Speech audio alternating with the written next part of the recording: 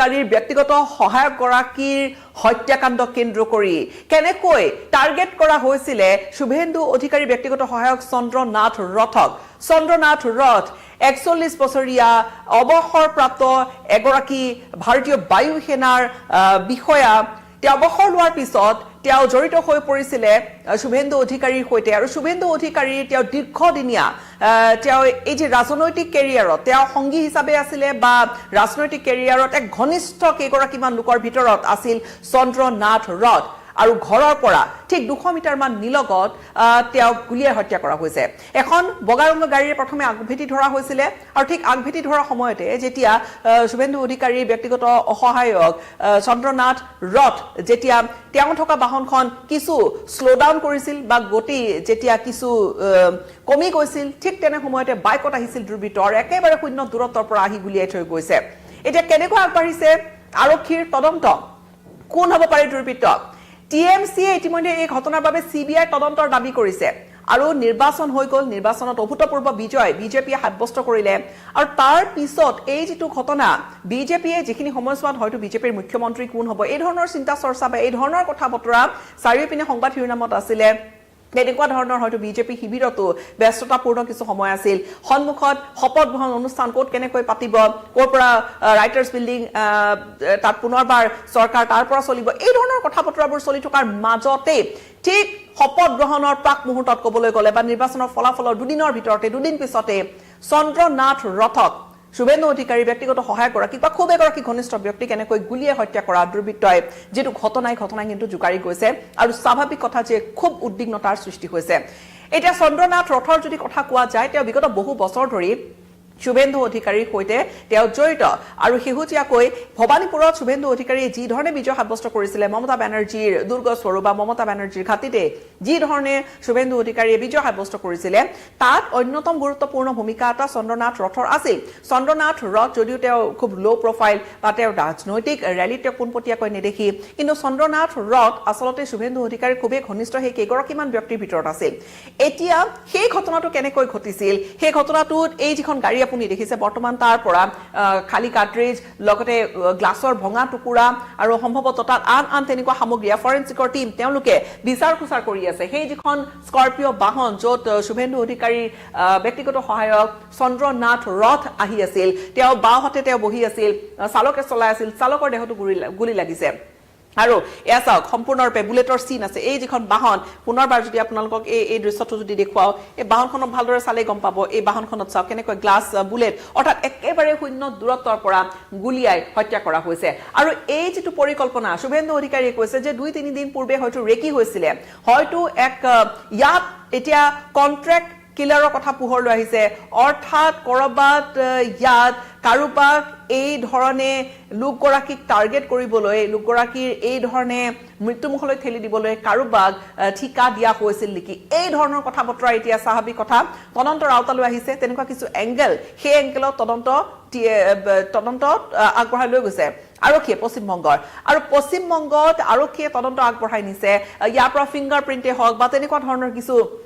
sample লবলৈ বা য'ত ক্ৰাইম সিন তাত আৰক্ষী উপস্থিত হৈছে আৰু আৰক্ষী উপস্থিত হৈ নিখাৰ ভিতৰতে তাত খুব জোৰদাৰ ফৰেনচিকৰ টিমৰ পৰা আৰম্ভ কৰি সকলো জোৰদাৰ তদন্ত আগবঢ়াই নিছে কিন্তু ঘটনাটোৰ কিছু বিৱৰণ কেনেকৈ ঘটনাটো সংঘটিত হৈছিল তেনেকুৱা কিছু বিৱৰণ আহি পৰিছে অৰ্থাৎ যেতিয়া চন্দ্ৰনাথ ৰথ তেওঁ ঘৰলৈ পাবলৈ আৰু প্ৰায় 200 মিটাৰ মান আছিল 200 মিটাৰ মান থকা অৱস্থাতে তেওঁ আগভেটি ধৰিছিল বগা ৰঙৰ বাহন এখনৰ এই বগা ৰঙৰ বাহনখন যিখন নাম্বাৰ প্লেট ট্ৰেছ কৰিলে আৰক্ষীয়ে তদন্ত কৰি নাম্বাৰ প্লেট ট্ৰেছ কৰি বাহনখন 10 বছৰ 3 মাহ পুৰণি এখন গাড়ী বুলি শিলিগুৰিত ৰেজিষ্টাৰ কৰা এখন গাড়ী বুলি গম পোৱা গৈছে কিন্তু শিলিগুৰিত ৰেজিষ্টাৰ কৰা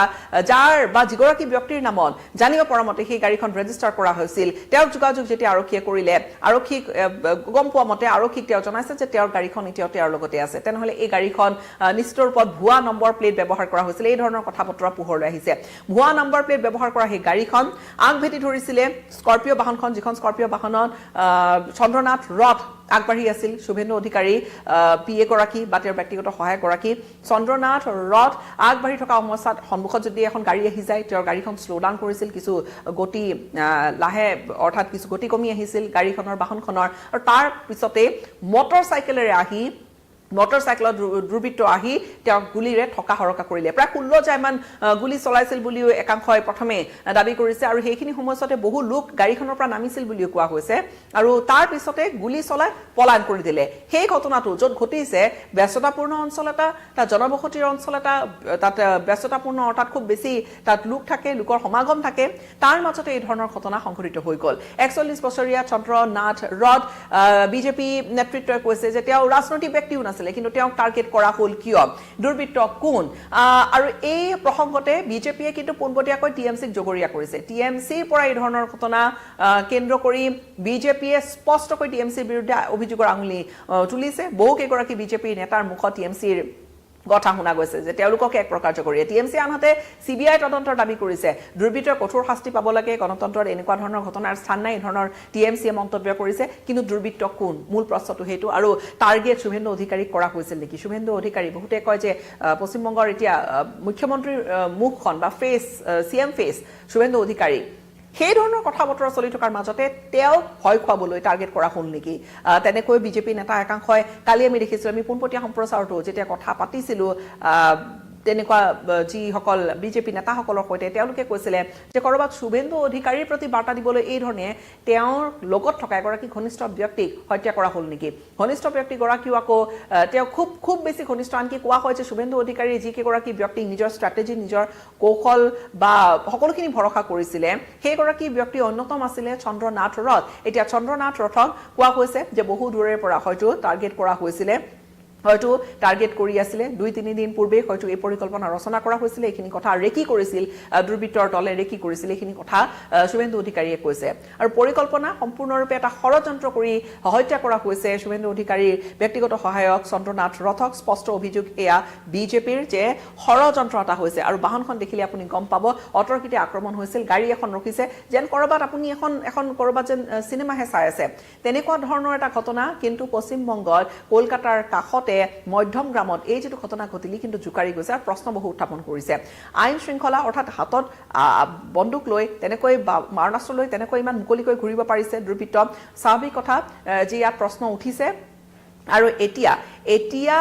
তদন্ত আগবঢ়াই লৈ গৈছে কিন্তু যি ষড়যন্ত্ৰৰ কথা ইয়াত কন্ট্ৰাক্ট কিলাৰ থাকিব পাৰে এই ধৰণৰ কথা পোহৰলৈ আহিছে সমান্তৰালকৈ সন্দেহ কৰা হৈছে যেহেতু ঘটনাস্থলীৰ পৰা বৰ বেছি দূৰত্বত নাই সীমান্ত পাৰ হৈও আঁতৰি যাব পাৰে দুৰ্বৃত্ত